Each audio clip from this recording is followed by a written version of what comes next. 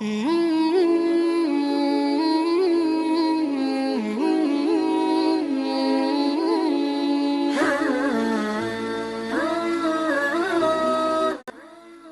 പരീക്ഷണങ്ങളും അതിലേറെ ജാഗ്രതയും നിറഞ്ഞ COVID-19 കാലത്തെ 10ാം ക്ലാസ് പരീക്ഷ എഴുതി നല്ല മാർക്കോടുകൂടി വിജയിച്ച് ഹയർ സ്റ്റഡീസ് ലക്ഷ്യത്തോടുകൂടെ വേങ്ങര റൈഹാൻ കോളേജിൽ പുതിയ അഡ്മിഷൻ എടുത്ത് എത്തിച്ചേർന്ന റൈഹാൻ കോളേജിലെ നവാഗതരായ വിദ്യാർത്ഥികളെ, ഒരുപാട് സന്തോഷം.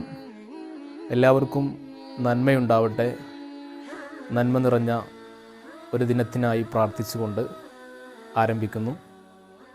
നിങ്ങൾക്കെല്ലാവർക്കും അറിയുന്നത് പോലെ COVID-19 പശ്ചാത്തലത്തിൽ നമ്മുടെ ക്ലാസ്സുകളെല്ലാം ഓഫ്ലൈൻ സിസ്റ്റത്തിൽ നിന്ന് ഓൺലൈൻ സിസ്റ്റത്തിലേക്ക് മാറിയിരിക്കുകയാണല്ലോ. ഈ പ്രത്യേക സാഹചര്യത്തിൽ കൂടുതലായിട്ടുള്ള വിശകലനങ്ങൾ, ആമുഖ സന്ദേശങ്ങൾ നൽകാതെ നമ്മുടെ ക്ലാസ്സുമായി ബന്ധപ്പെട്ട വിഷയത്തിലേക്ക് പ്രവേശിക്കുന്നു. ആദ്യമായി SSLCക്ക് ശേഷമുള്ള നിങ്ങളുടെ പഠനം റൈഹാൻ കോളേജിലാവണമെന്ന നിങ്ങളുടെ ഈ നല്ല തീരുമാനത്തിന് ഒരുപാട് അഭിനന്ദനങ്ങൾ, സന്തോഷങ്ങൾ. വലിയ ലക്ഷ്യത്തോടു കൂടെയാണ് നിങ്ങൾ ഈ സ്ഥാപനത്തിൽ വന്നിട്ടുള്ളത്. ഒരുപാട് പഠിക്കണം, പഠനത്തിലൂടെ തിരിച്ചറിവ് ലഭിക്കണം, ചിന്തിക്കണം. അങ്ങനെ വ്യത്യസ്തങ്ങളായ ആശയങ്ങൾ ചിന്തിച്ചുകൊണ്ട് നമ്മുടെ സ്ഥാപനത്തിൽ എത്തിച്ചേർന്ന വിദ്യാർത്ഥികളായ നിങ്ങൾ 2-3 വർഷങ്ങൾ കഴിഞ്ഞ് തിരിച്ച് സ്ഥാപനത്തിൽ നിന്ന് പോകുമ്പോഴുള്ള വ്യത്യാസങ്ങൾ തീർത്തും വ്യത്യസ്തമായിരിക്കും.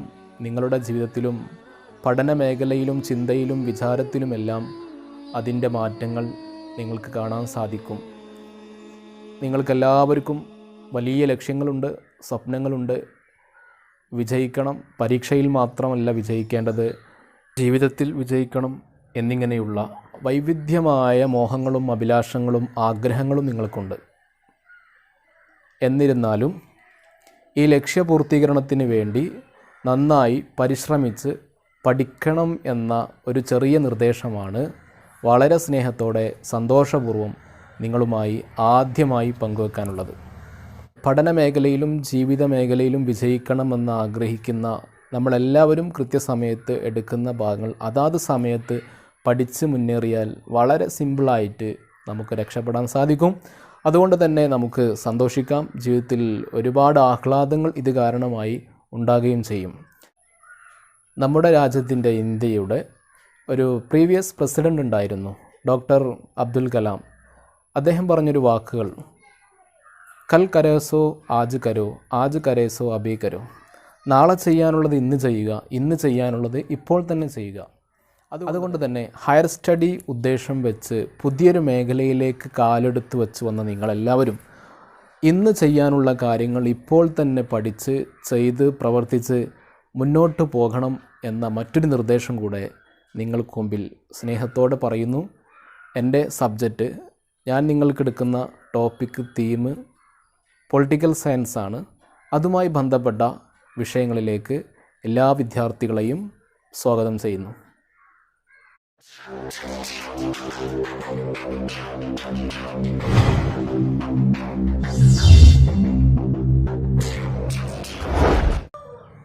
വിദ്യാർത്ഥികളെ, 10ാം ക്ലാസ്സിന് ശേഷം നമ്മുടെ മുമ്പിൽ +1 ഹ്യൂമാനിറ്റീസ്, കൊമേഴ്സ്, സയൻസ് എന്നിങ്ങനെ 3 വഴികളാണുള്ളത്. ഇതിൽ ഹ്യൂമാനിറ്റീസ് അതുപോലെ തന്നെ കൊമേഴ്സ് ഗ്രൂപ്പ് എടുത്താലും വരുന്ന സബ്ജക്റ്റാണ്, ടോപ്പിക്കാണ് പൊളിറ്റിക്കൽ സയൻസ്. അപ്പോൾ അതുമായി ബന്ധപ്പെട്ട വിഷയത്തിൽ ഒരു ആമുഖമായി പൊളിറ്റിക്കൽ സയൻസിനെ കുറിച്ച് നാം അറിഞ്ഞിരിക്കേണ്ട വിഷയങ്ങളാണ് ഇന്ന് നമ്മുടെ ക്ലാസ്സിൽ പ്രതിപാദിക്കുന്നത്. പൊളിറ്റിക്കൽ സയൻസ് എന്ന് പറഞ്ഞാൽ രാഷ്ട്രീയ തന്ത്ര ശാസ്ത്രം, രാഷ്ട്രത്തിൻ്റെ തന്ത്രങ്ങളടങ്ങിയ ഒരുപാട് നിയമങ്ങളും സംവിധാനങ്ങളും വിശദീകരിക്കുന്ന ഒരു ഭാഗമാണ് പൊളിറ്റിക്കൽ സയൻസ്.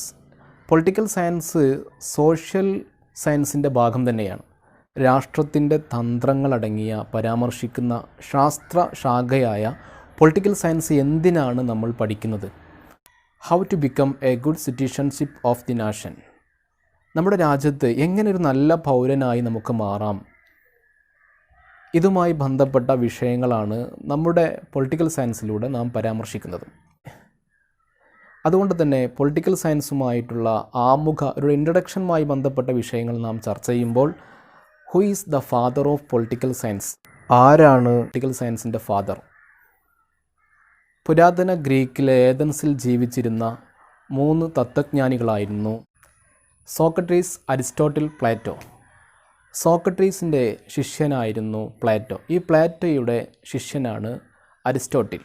അതുകൊണ്ട് തന്നെ നമ്മുടെ രാഷ്ട്രീയ മീമാംസയുടെ അല്ലെങ്കിൽ പൊളിറ്റിക്കൽ സയൻസിൻ്റെ ഒരു ഫാദറായിട്ട് അറിയപ്പെടുന്നത് അരിസ്റ്റോട്ടിലാണ്. Aristotle is the father of political science. അപ്പോൾ അരിസ്റ്റോട്ടിലാണ് പൊളിറ്റിക്കൽ സയൻസിൻ്റെ പിതാവ് എന്നറിയപ്പെടുന്ന വ്യക്തി. ഈ വിഷയം പഠിക്കുമ്പോൾ ശ്രദ്ധിക്കേണ്ട പ്രധാനപ്പെട്ടൊരു കാര്യമുണ്ട്. എന്താണത്? ചില ആളുകൾ നമ്മുടെ പൊളിറ്റിക്കൽ സയൻസിനെ കുറിച്ച് പൊളിറ്റിക്സ് എന്ന് മാത്രം പറയാറുണ്ട്. അത് സത്യത്തിൽ വാസ്തവത്തിൽ ശരിയല്ല. കാരണം പൊളിറ്റിക്കൽ സയൻസിൻ്റെ ഒരു പാർട്ടാണ്, ഒരു ഭാഗമാണ് പൊളിറ്റിക്സ് എന്ന് പറയുന്ന രാഷ്ട്രീയം. അതായത് politics is the part of political science. Political സയൻസിൻ്റെ രാഷ്ട്രതന്ത്ര ശാസ്ത്ര കാര്യങ്ങളെ വിശകലനം ചെയ്യുന്ന ഒരു ഭാഗമായിട്ടാണ് പൊളിറ്റിക്സ് വരുന്നത്.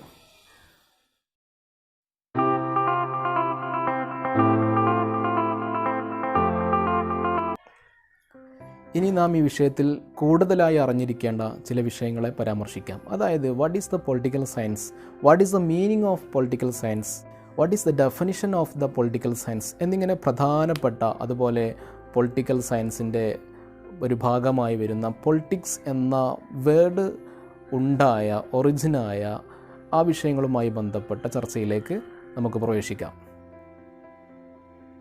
വിദ്യാർത്ഥികളെ, വളരെ പ്രധാനപ്പെട്ട 3 വിഷയങ്ങൾ ഇപ്പോൾ നാം പറഞ്ഞു കഴിഞ്ഞു. പൊളിറ്റിക്കൽ സയൻസ് എന്തിനാണ് പഠിക്കുന്നത്, അതുപോലെ പൊളിറ്റിക്കൽ സയൻസിൻ്റെ ഫാദർ ആരാണ്, പിന്നീട് നാം പറഞ്ഞത് പൊളിറ്റിക്സും പൊളിറ്റിക്കൽ സയൻസും തമ്മിലുള്ള വ്യത്യാസം എന്താണ്. ഇനി നാം പറയുന്നത് ഈ പൊളിറ്റിക്സ് എന്ന അല്ലെങ്കിൽ പൊളിറ്റിക്കൽ സയൻസുമായി ബന്ധപ്പെട്ട ഈ വേർഡ് വന്ന ഒറിജിൻ, ഈ വേർഡ് എവിടെ നിന്നാണ് പിറവിയെടുത്തത് എന്ന വിഷയത്തെക്കുറിച്ചാണ്. Okay. The term politics is derived from a Greek word that's polis. അതായത് ഗ്രീക്ക് വേർഡായ പോളിസ് എന്ന വേർഡിൽ നിന്നാണ് പൊളിറ്റിക്സ് എന്ന വാക്ക് ഉണ്ടാകുന്നത്. What is the meaning of it? അഥവാ പോളിസ് എന്ന വാചകത്തിൻ്റെ മീനിങ് എന്താണ്? സ്റ്റേറ്റ് ആൻഡ് സിറ്റി, അല്ലെങ്കിൽ സിറ്റി ആൻഡ് സ്റ്റേറ്റ്, നഗര രാഷ്ട്രങ്ങൾ എന്നാണ് ഈ വാക്കിൻ്റെ അർത്ഥം. നഗരമെന്നോ അല്ലെങ്കിൽ നഗര രാഷ്ട്രങ്ങൾ എന്നോ ഈ വാക്കിന് നമുക്ക് അർത്ഥം പറയാവുന്നതാണ്. അതുപോലെ തന്നെ നാം നേരത്തെ പൊളിറ്റിക്കൽ സയൻസിൻ്റെ ഫാദറിനെ കുറിച്ച് പറഞ്ഞു. ആരായിരുന്നു? അരിസ്റ്റോട്ടിൽ. ഈ അരിസ്റ്റോട്ടിൽ പൊളിറ്റിക്കൽ സയൻസിനെ വിശേഷിപ്പിച്ചത്, അതായത് അദ്ദേഹത്തിൻ്റെ ഈ ടോപ്പിക്കായ ഇതിന് രൂപകൽപ്പന ചെയ്ത അരിസ്റ്റോട്ടിൽ ഈ വിഷയത്തെ വിശേഷിപ്പിച്ചത് എങ്ങനെയാണ്? മാസ്റ്റർ സയൻസ് എന്നാണ്. ഓക്കെ, എന്താണ്? മാസ്റ്റർ സയൻസ് എന്നാണ്. നേരത്തെ നാം വായിച്ച ആ വാക്കുകൾ ഒന്നുകൂടെ സ്ക്രീനിൽ വായിക്കാം. അതായത് The term politics is derived from a Greek word that's polis. The term politics എന്ന വേർഡ്, term എന്ന് പറഞ്ഞാൽ വേർഡ്, വാചകം, is derived from a Greek word, ഒരു ഗ്രീക്ക് വേർഡിൽ നിന്നാണ് derived, അത് പിറവിയെടുത്തത്, that's polis. അതായത് ആ വേർഡ് പോളിസ് എന്നാണ്. ആ പൊളിറ്റിക്സ് എന്ന് മാത്രം പൊളിറ്റിക്കൽ സയൻസിനെ വിശേഷിപ്പിക്കാൻ പാടില്ല എന്നാണ് നാം നേരത്തെ പറഞ്ഞത്. അവിടെ ഈ പൊളിറ്റിക്സ് എന്ന വാചകം ഉണ്ടായത് ഇതിൽ നിന്നാണ്? പോളിസ് എന്ന ഗ്രീക്ക് വേർഡിലാണെന്ന് ചുരുക്കം. അപ്പോൾ പോളിസ് എന്ന വാചകം മുന്നിൽ വെച്ചുകൊണ്ട് തന്നെ പൊളിറ്റിക്കൽ സയൻസുമായി ബന്ധപ്പെട്ട വിഷയത്തിൻ്റെ കൂടുതൽ വിഷയങ്ങളിലൂടെ നമുക്ക് സഞ്ചരിക്കാം. അതായത് പോളിസ് എന്ന വാചകത്തിന് നമ്മൾ അർത്ഥം കൊടുത്തത് എന്തായിരുന്നു? സിറ്റി സ്റ്റേറ്റ്, നഗര രാഷ്ട്രങ്ങൾ എന്നായിരുന്നല്ലോ. അതുകൊണ്ട് തന്നെ പൊളിറ്റിക്കൽ സയൻസിൽ വരുന്ന സ്റ്റഡീസ്, പഠനങ്ങൾ, it is the study of state and government, സ്റ്റേറ്റിനെ കുറിച്ചും ഗവൺമെൻറ്റിനെ കുറിച്ചുമുള്ള പഠനങ്ങളാണ് ഇതിൽ വരുന്നത്. അതുകൊണ്ട് തന്നെ സ്റ്റേറ്റ് അതുപോലെ ഗവൺമെൻറ് എന്താണെന്ന് ചെറിയ രൂപത്തിൽ നമുക്കൊന്ന് പറഞ്ഞു നോക്കാം. What is state? State is the heist institution of society.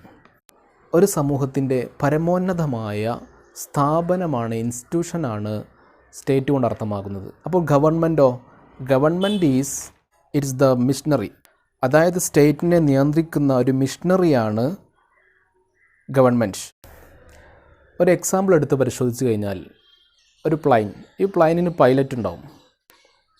അതുകൊണ്ട് തന്നെ ഈ ഓടിക്കുന്ന പൈലറ്റാണ് അതിനെ നിയന്ത്രിക്കുന്ന ആൾ. ഇതുപോലെ സ്റ്റേറ്റിനെ ഒരു വിമാനമാക്കി നിർത്തിയാൽ ആ സ്റ്റേറ്റ് ആകുന്ന വിമാനത്തെ നിയന്ത്രിക്കുന്ന ഒരു ഗവൺമെൻറ്, സ്റ്റേറ്റ് ആകുന്ന ആ വിമാനത്തെ നിയന്ത്രിക്കുന്ന ആളാണ് പൈലറ്റ്. ആ പൈലറ്റിന് നമുക്ക് എന്ത് പറയാം? ഗവൺമെൻറ് എന്ന് പറയാം. ചുരുക്കി പറഞ്ഞാൽ സമൂഹത്തിൻ്റെ ഉന്നതമായ ഒരു സ്ഥാപനമാണ് സ്റ്റേറ്റ്. ആ സ്റ്റേറ്റിനെ നിയന്ത്രിക്കുന്ന, ഓടിക്കുന്ന, മുന്നോട്ട് കൊണ്ടുപോകുന്ന സംവിധാനമാണ് ഗവൺമെൻറ്. ഓക്കെ വിദ്യാർത്ഥികളെ, ഈ ഗവൺമെൻറ്റിന് പ്രധാനമായും 3 ഓർഗനൈസ് ഉണ്ടാവും. ഈ 3 ഓർഗനൈസുകൾ ഒന്നിച്ച് സംയോജിച്ച് കാര്യങ്ങൾ നല്ല രൂപത്തിൽ ഫങ്ഷൻ ചെയ്യുമ്പോഴാണ് നമ്മുടെ രാജ്യത്ത് രാഷ്ട്ര കാര്യങ്ങൾ വളരെ മനോഹരമായി മുന്നോട്ട് കൊണ്ടുപോകാൻ സാധിക്കുന്നത്. അതുകൊണ്ട് തന്നെ ഗവൺമെൻറ്റിൻ്റെ ഈ പ്രധാനപ്പെട്ട 3 ഓർഗനൈസിനെ നമുക്ക് ചെറിയ രൂപത്തിൽ, വളരെ ചുരുങ്ങിയ വേർഡിൽ നമുക്ക് പരിചയപ്പെടാം.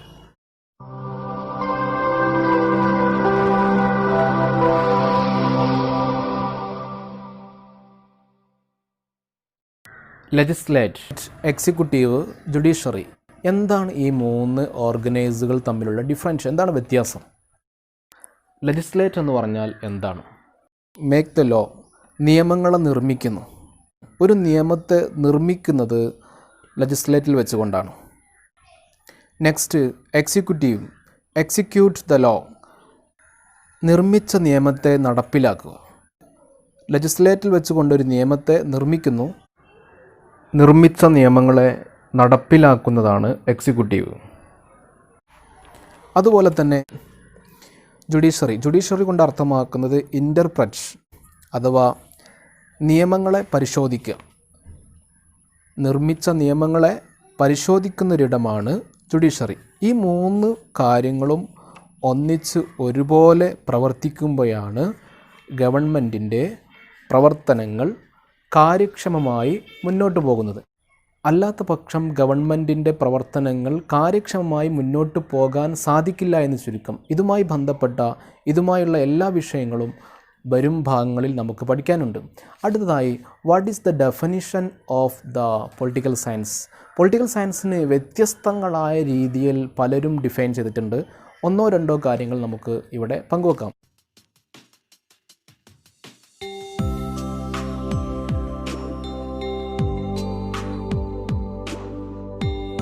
ഡെഫിനിഷനെ കുറിച്ച് ചർച്ച ചെയ്യുമ്പോൾ വളരെ പ്രധാനപ്പെട്ട 2 വ്യക്തികളാണ് Lasswell and Kaplan.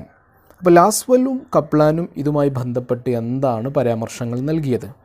Political science is the study of shaping and sharing of powers.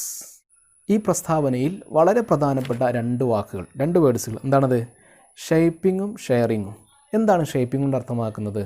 Shaping എന്ന് പറഞ്ഞാൽ രൂപീകരിക്കുക, ഷെയറിങ്ങോ വിതരണം ചെയ്യുക. അപ്പോൾ അധികാരത്തിൻ്റെ രൂപീകരണം ജനങ്ങളിലേക്ക് വിതരണം ചെയ്യുന്ന ഒരു സംവിധാനത്തെയാണ് പൊളിറ്റിക്കൽ സയൻസ് അഥവാ രാഷ്ട്രമീമാംസക്ക് ഒരു ഡെഫിനിഷനായിക്കൊണ്ട് ലാസ്വെല്ലും കപ്ലാനും അഭിപ്രായപ്പെട്ടത്.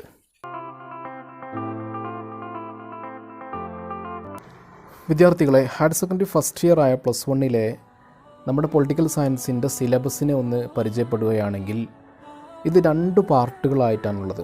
ഒന്നാമത്തെ പാർട്ട് ഇന്ത്യൻ ഭരണഘടന പ്രവൃത്തി തലത്തിൽ. എന്താണ് ഭരണഘടന? ഭരണഘടനയുടെ ധർമ്മങ്ങൾ എന്തെല്ലാമാണ്? മൗലികാവകാശങ്ങൾ എന്തെല്ലാമാണ്? ഇങ്ങനെ വ്യത്യസ്തങ്ങളായ ആശയങ്ങളാണ് 1-ാം പാർട്ടിൽ പറയുന്നത്.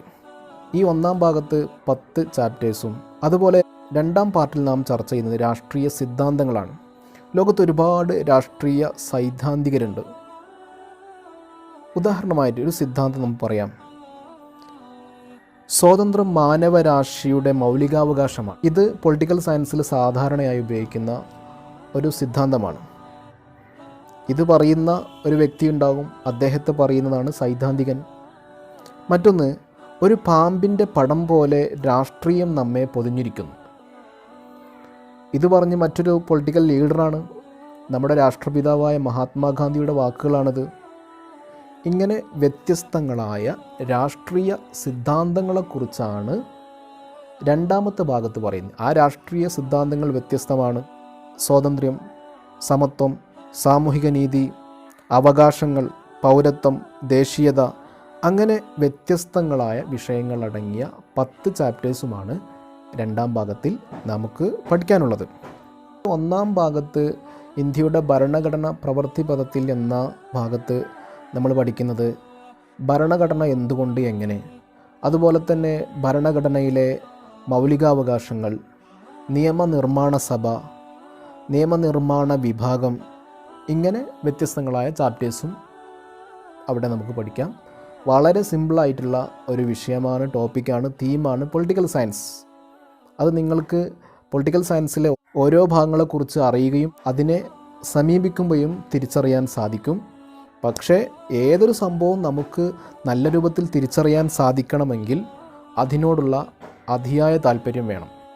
അപ്പോൾ ഏതൊരു വിഷയം വളരെ നല്ല രൂപത്തിൽ തിരിച്ചറിയണമെങ്കിൽ അതിനോട് വല്ലാത്ത ഒരു ഇൻട്രസ്റ്റ്, താല്പര്യം വേണം. ഇംഗ്ലീഷിലൊരു പ്രോവർബ് ഈ സമയത്ത് താല്പര്യം എന്ന വേർഡിനെ കുറിച്ച് പറഞ്ഞപ്പോൾ ഓർമ്മ വന്ന് നിങ്ങളുമായി പങ്കുവെക്കുകയാണ്. Interest is the mother of attention, attention is the mother of memory. അതായത് interest is the mother of attention, ശ്രദ്ധയുടെ മാതാവാണ് താല്പര്യം. അപ്പോൾ ഒരു കാര്യം പഠിക്കുമ്പോൾ നമുക്ക് ശ്രദ്ധ വേണമെങ്കിൽ ഇൻട്രസ്റ്റ് വേണം. അങ്ങനെ ശ്രദ്ധ ഉണ്ടായിക്കഴിഞ്ഞാലോ attention is the mother of memory, ഓർമ്മശക്തിയുടെ മാതാവാണ് ആര്, അറ്റൻഷൻ. നമുക്ക് ഇൻട്രസ്റ്റ് ഉണ്ടോ അറ്റൻഷൻ ഉണ്ടാകും, അറ്റൻഷൻ ഉണ്ടോ നമുക്ക് ഓർമ്മശക്തി ഉണ്ടാകും. അപ്പോൾ നമ്മൾ പറഞ്ഞത് പൊളിറ്റിക്കൽ സയൻസിലെ സിലബസിനെ കുറിച്ചാണ്. 2 പാർട്ടുകളായിട്ടാണുള്ളത്. 2 പാർട്ടിലും 10 വീതം ചാപ്റ്റേഴ്സ് ചർച്ച ചെയ്യുന്നു. ടോട്ടൽ 20 അധ്യായങ്ങളാണുള്ളത്. തീർച്ചയായിട്ടും വളരെ രസാവഹമായി തന്നെ വളരെ നല്ല രൂപത്തിൽ നമുക്കിത് പഠിക്കാൻ സാധിക്കും. സാധ്യമാവട്ടെ എന്ന് ഈ സമയത്ത് പ്രാർത്ഥിക്കുന്നു. പൊളിറ്റിക്കൽ സയൻസുമായി ബന്ധപ്പെട്ട് ആ വിഷയത്തിലേക്ക് ഇറങ്ങിച്ചെല്ലുന്ന ഒരു വിദ്യാർത്ഥിയെ സംബന്ധിച്ചിടത്തോളം ആദ്യമായി അവൻ അറിഞ്ഞിരിക്കേണ്ട പ്രധാനപ്പെട്ട ഇമ്പോർട്ടൻ്റ് ആയ കാര്യങ്ങളെക്കുറിച്ചാണ് ഒരു ആമുഖം എന്ന നിലക്ക് ഇന്ന് നാം പറഞ്ഞത്. നിങ്ങളെ സംബന്ധിച്ചിടത്തോളം പൊളിറ്റിക്കൽ സയൻസ് ഒരു പുതിയ ടോപ്പിക്കാണ്. ഇത് ഫസ്റ്റ് ടൈമിലാണ് നിങ്ങൾ പഠിക്കുന്നത്. കാരണം 10ാം ക്ലാസ് വരെ പഠിച്ച നിങ്ങൾ വളരെ പ്രാധാന്യത്തോടെ ഈ വിഷയത്തെ ഒരു ടോപ്പിക്കായി കൊണ്ടുകൊണ്ട് ചർച്ച ചെയ്തിട്ടില്ല, പഠിച്ചിട്ടില്ല എന്ന് വേണം പറയാൻ. അതുകൊണ്ട് തന്നെ ഇന്ന് പറഞ്ഞ ഭാഗങ്ങൾ കൃത്യമായി വളരെ കാര്യഗൗരവത്തോടെ നിങ്ങൾ പഠിക്കുക. ഇംഗ്ലീഷിലെ ഒരു പ്രോവർബ് ഈ സമയത്ത് ക്ലാസ് അവസാനിപ്പിക്കാൻ സമയത്ത് ഓർമ്മ വരികയാണ്.